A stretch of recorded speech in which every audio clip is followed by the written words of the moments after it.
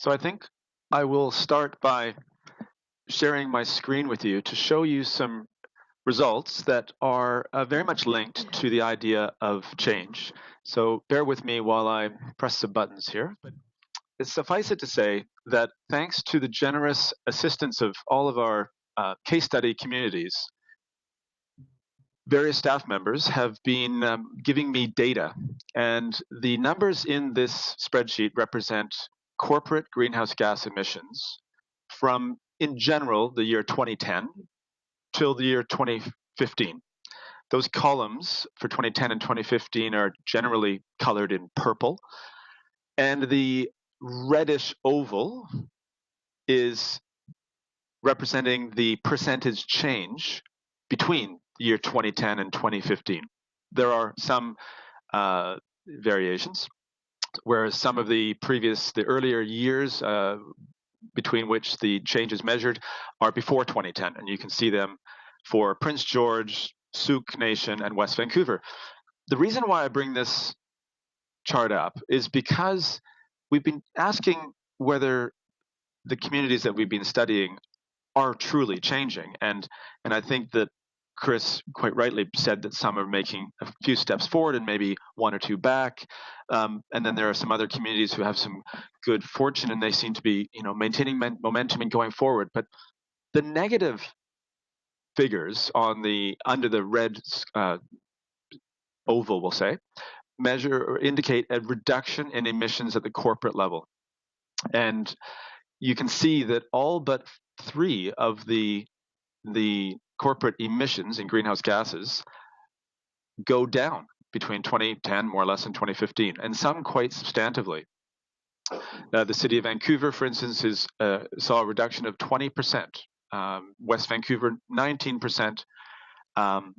Surrey, 9%. And these are not objective numbers in that they tend to reflect CARUP data, but they sometimes are are a bit distorted because they rely on the partnerships for climate protection out of FCM, their methodology, which are based on different premises. But I just wanted to start with this slide to give you an idea of some transformation. And there's two issues here. There's the issue of greenhouse gas emissions going down at the corporate level, but also it's the unintended consequence, or the maybe very intended consequence, of the Climate Action Charter, which over 180 municipalities or local governments in BC have signed on to, basically encouraging councils and CFOs to get on board, to sign up, to track their emissions, and to report them. And one of the key things that's involved in CARUP reporting is not only do you measure, but you then try and offset or reduce your net emissions, and then you have to, basically bring your emissions to zero or neutral by offsetting. And I know from my own experience working in municipalities, it goes over like a lead balloon to announce that you have to spend money on tons of carbon at $30 a ton or whatever it is right now.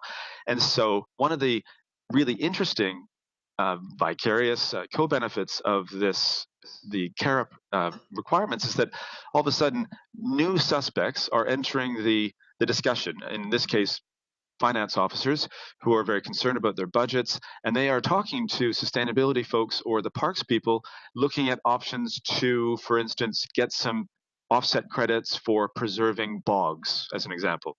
And in order to do that, then you have to have a discussion about what is the bioproductive capacity of a bog in terms of its carbon, actions as a carbon sink. So I'll stop there because I want to go on to the actual indicators, but I thought that this was a really interesting situation that we're getting into. So let me just now share with you another screen, which is effectively the actual indicator framework itself. So to begin with the story of this indicator framework, I think it's important to start by saying what our assumptions are from the research team's perspective. And that is that fundamentally, local governments across British Columbia truly represent key players in any effort to address climate change. And fundamentally, climate change is driven by largely invisible but incredibly powerful and unsustainable development paths.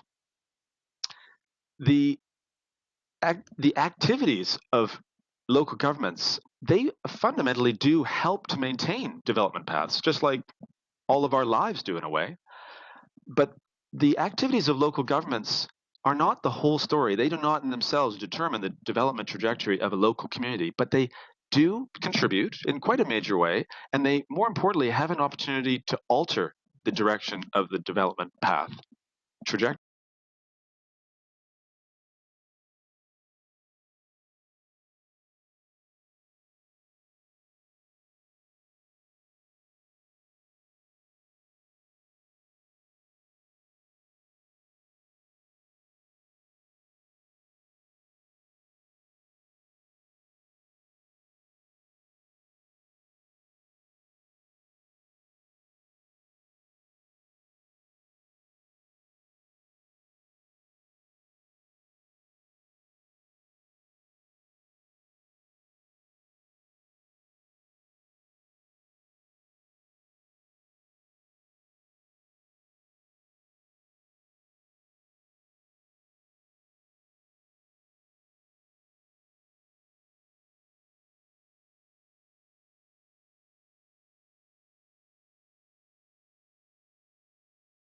Them that in our indicators would be indicative of transformative actions. And these could be establishing a carbon reserve fund, or having a green roof policy, or a stretch code, or what have you. They're amazing things. And really, one of the major focuses of the MC3 project was to help all of us decide what is valid, novel, potentially transformative. Sorry, John. And what maybe isn't, what is really just tinkering around the edges.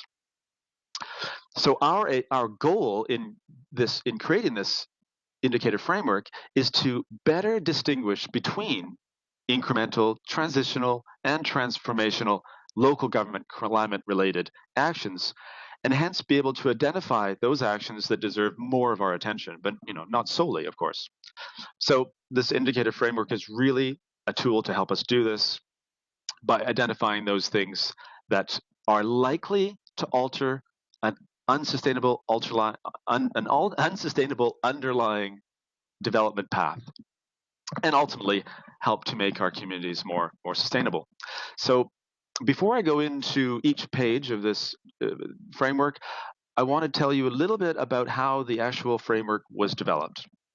So at a theoretical level, the framework itself reflects quite recent thinking on societal transitions, and specifically, I would say, the work of Gills out of University of Manchester in the UK on transitions management, and the good folks in Holland who really have been pioneering transition management thinking, and also the writing and the thinking on social practices, uh, specifically by Shove and colleagues and Shatsky, and then socio-ecological systems and resilience concepts developed, originally by Holling and extrapolated by many others. And together, we're using the concepts from these three theoretical framings to influence the way the indicators are created and what they speak to, what they are sensitive to, in a way.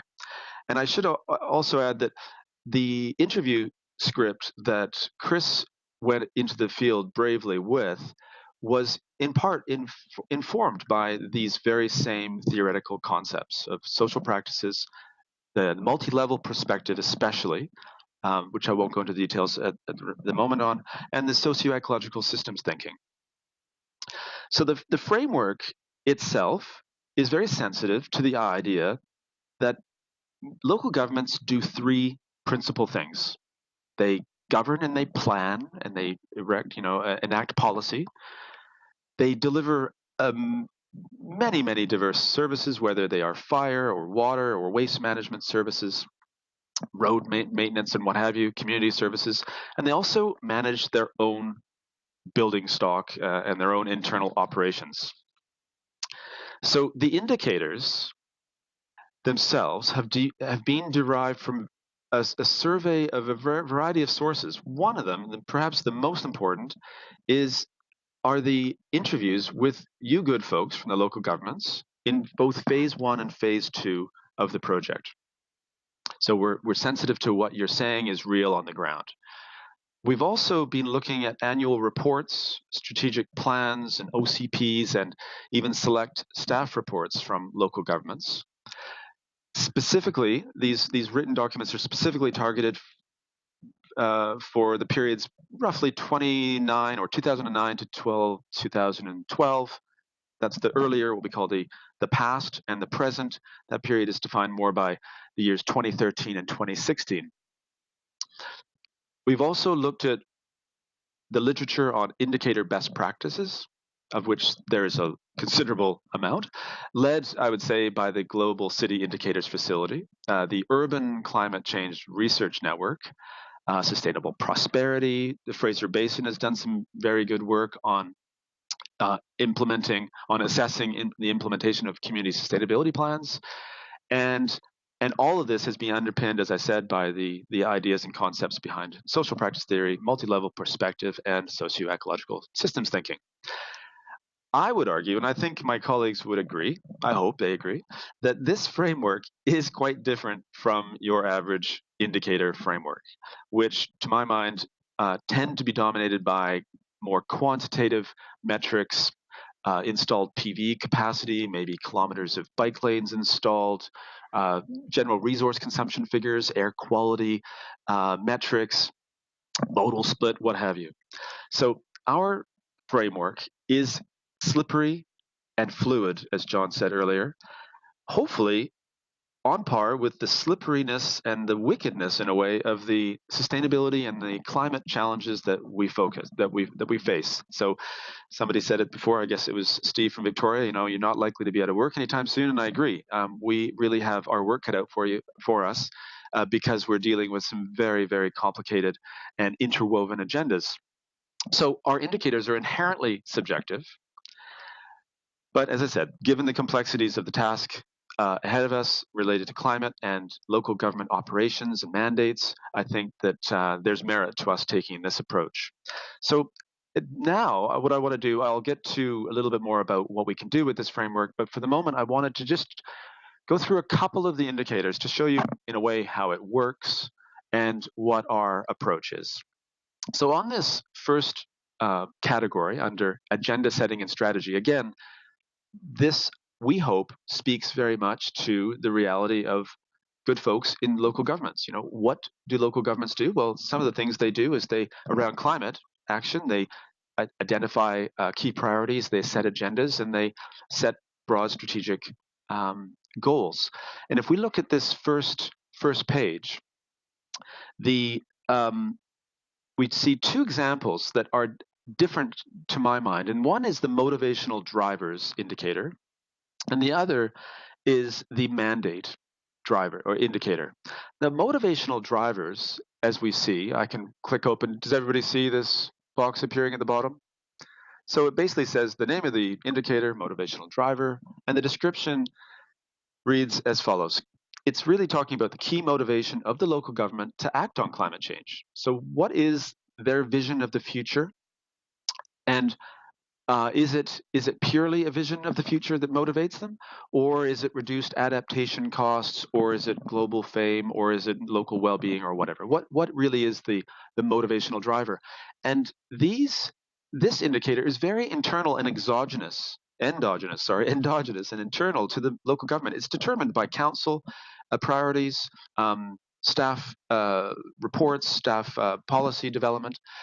And you can see, as we go from incremental actions up to transformative actions, there's a gradation from what I would say is pretty much the norm in British Columbia in terms of what motivates and drives climate action, i.e., just responding to legal requirements, maybe a desire to remain competitive, given that maybe some greener communities are attracting more investment or what have you, or maybe even just a simple adherence to ecological modernization. We should really kind of go green a bit. So that would be at the incremental stage, and we go all the way up to looking at the motivation to undertake climate action as being much more linked to some of those co-benefits that we talked about before, intentional or unintentional. But generally, we have this idea that maybe through climate action, we can actually improve the overall well-being of the community.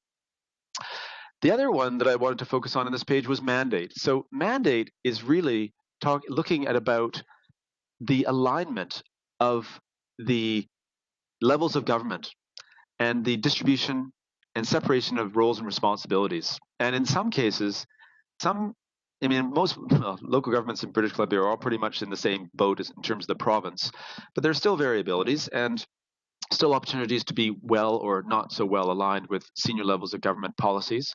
But it's really important for municipalities to, I think, understand that alignment is a big deal, whether they are in sync with other levels of government and beyond the provincial level, even up to national or even global, or whether they're not. And because being misaligned obviously inhibits action. And the key thing here is that this particular indicator is really exogenous to the local government. It's not. It's kind of just their lot in life. It's just what they have to focus with or put up with, I suppose. And so at this stage, I'll click over to the next page, which is policy and plan formulation. So this is another major area of work with respect to climate action that local governments engage in.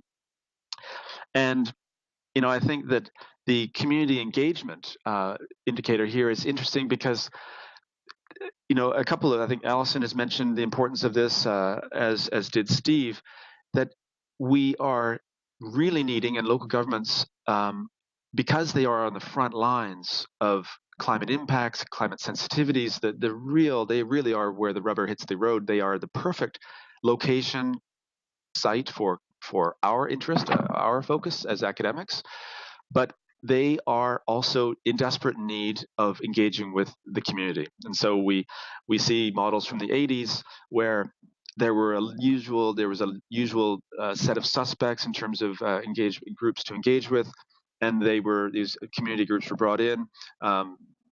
They were briefed on city initiatives, a little bit of two-way discussion, and that was more or less it in terms of public engagement. But we now see that we do need higher level two-way learning, social learning, real social learning, and that comes through really different models of engaging, whether it's through iPhone apps, through charrettes, workshops. I think all of the communities that we have been dealing with have come up with some really innovative ways of engaging with the communities in ways that are, in my mind, much more transitional or transformative in terms of our scheme. Now I'll continue moving along because I don't want to get too bogged down on each page. The next section category is entitled Implementation, another major focus. This is really when local governments start to actually initiate a sustainability checklist, for instance, for building permits, whether they start to do things to their own building fleet or their vehicle fleet. And the corporate climate actions, the first indicator, are really interesting examples of where we see real results. So there's some of the other indicators are a little bit more slippery, if you will, but if we look at the corporate climate actions, we can see that we're in many cases well beyond local governments engaging in Earth Hour or Car Free Day or Bike to Work Week. And in fact, they are now, some of our more leading communities are moving toward restorative buildings, comprehensive retrofit programs and incentive programs, electric vehicle fleets, engaging, interestingly, we talked about partnerships before, third-party partnerships to provide vehicles instead of an internally owned and managed vehicle fleet. These are all incredible ideas. Victoria has just signed on to their 100% renewables target, as has Vancouver. These are becoming really quite normal. And speaking again to some of the ideas that have come up before, we see our leading communities moving well beyond the provincial government's aspirations, their policies, and some of the communities that we're working with are innovating at a level that is catching attention around the world. And what I find really interesting is that once a community establishes themselves as a leader, it's like either a drug or some habit that most of them can't quit. They literally get forced to maintain their status as that special innovator. We see that, I think, with the city of Vancouver. Even if they wanted to stop innovating, I don't think they would be able to. There's too much momentum in the system. The policies are too far embedded, and too many people engaged through innovative consultation processes are dependent on the city to move forward. I'm going to wrap up here because I'm really out of time, but the last three sections are listed on this page. They start with feedback and evaluation at the top, these are imperative elements of any climate action to not only establish and implement your policies, but then to revisit them on a regular basis and have metrics as far as possible that can tell you where you are, distance from target, keep a broader set of stakeholders up to date and engaged with progress made. Dissemination, and again, Steve, I really appreciated you bringing this up, and I think Judith, you also brought the point up about the importance of networks and learning. And in my own research, I think this is such an important message that our leading communities are really buying into. The peer-to-peer learning, where people are sharing both failures and successes, are so important. So these indicators speak to that spectrum of dissemination and learning indicators. And the last two indicators are, it's ironic that they would be last, but in this framework they are. They're the most objective, they're the most quantitative, and they really are talking about corporate emissions reductions. And we've got either absolute reductions, because that's really where the rubber hits the road in terms of our climate targets, and then one can normalize them on a per capita basis to get perhaps a little bit more granular data on really progress. So I don't know if you've been voting as I've been going on. I appreciate your patience, and I hope that you will vote, because that'll be incredibly important for refining our framework and going on to the next phases. And if I might just take 2 minutes or less to say what our ultimate goal is with respect to this framework. Rob Newell, who's at our Royal Roads meeting room there, he's really leading an incredible piece of work on decomposition analysis. So he's taking the provincial government's community energy and emissions inventories, which in themselves are iconic and incredibly useful and really have driven all sorts of vicarious benefits, including the work that Rob is doing as we speak, to basically decompose those inventories to start to connect the actual emissions that those inventories report on to the things we do in our day-to-day lives, and ultimately to municipal or local government actions. And so if we can merge and fuse these indicators that you're looking at here with the more quantitative figures and data that Rob is working on the decomposition analysis, that would be very novel and really valuable. Moreover, if we can continue to apply this framework to two distinct periods in time, we can do some longitudinal analyses and start to see how the actions that a local government has undertaken in the past, how they're being or if they are being maintained, or whether they're changing, and if they're changing, in which direction. At the point that John rightly brought up. So which direction are we going in terms of some of these indicators? And in addition, if we can um, make this work, the framework can allow us to compare historical qualitative indicator assessments with the present day objective greenhouse gas emission data that I showed at the beginning of my section. And at that point, I think I will wrap it up, but implore you to vote because that is going to be very helpful for us. Thank you for your attention. I'm going to stop sharing now.